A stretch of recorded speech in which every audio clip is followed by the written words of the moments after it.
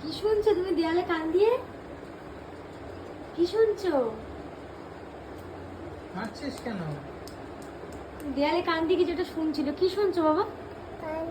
কান দিয়ে, হ্যাঁ। কি শুনছো? ওটি কি হচ্ছে? কি হচ্ছে? বাইরে থেকে ডাকছে না?